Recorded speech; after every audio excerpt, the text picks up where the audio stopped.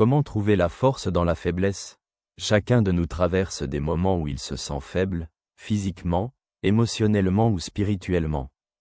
Dans ces moments, il est facile de perdre espoir et estime de soi. Cependant, la Bible rappelle que dans notre faiblesse se manifeste la puissance de Dieu et que sa force agit en nous surtout quand nous n'avons pas la force de continuer. L'apôtre Paul a écrit dans la 2e lettre aux Corinthiens, « Ma grâce te suffit. Car ma puissance s'accomplit dans la faiblesse. » 2e lettre aux Corinthiens, chapitre 12, verset 9. Ces mots rappellent que nos faiblesses ne sont pas un obstacle, mais une occasion de faire confiance à Dieu et de faire l'expérience de son action. Le psalmiste s'exclame, « L'Éternel est ma force et mon bouclier. Mon cœur a confiance en lui, et j'ai été secouru. » Livre des Psaumes, Psaume 28, verset 7.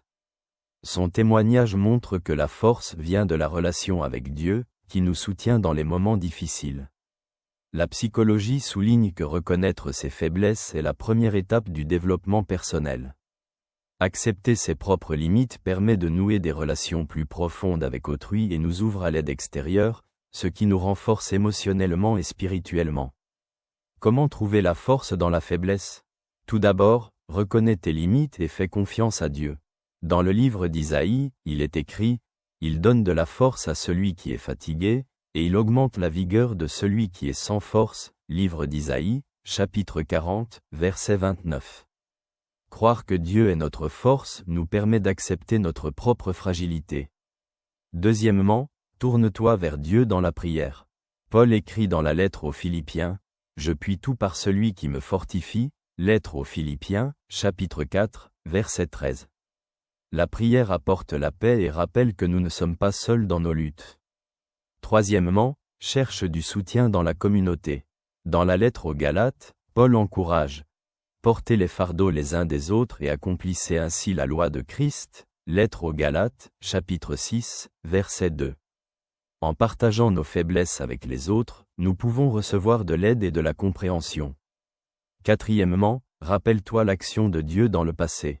Dans les psaumes, il est écrit « Je me souviens des jours d'autrefois, je médite sur toutes tes œuvres. » Livre des psaumes, psaume 77, verset 12. La conscience que Dieu a déjà agi dans notre vie renforce la foi pour l'avenir. Cinquièmement, accepte la grâce de Dieu. Dans la lettre aux Éphésiens, Paul écrit « En effet, c'est par la grâce que vous êtes sauvés, par le moyen de la foi. Cela ne vient pas de vous, c'est le don de Dieu. » Lettre aux Éphésiens, chapitre 2, verset 8. La grâce rappelle que nous n'avons pas besoin de compter uniquement sur nos propres forces, Dieu nous soutient. La force dans la faiblesse est un don qui vient de Dieu. Jésus a dit, « Je vous laisse ma paix, je vous donne ma paix. Je ne vous donne pas comme le monde donne. Que votre cœur ne se trouble point, et ne craignez point. » Évangile selon Jean, chapitre 14, verset 27. Dans les moments de faiblesse, nous pouvons trouver la paix et la force, sachant que Dieu est avec nous et nous guide vers la plénitude de la vie.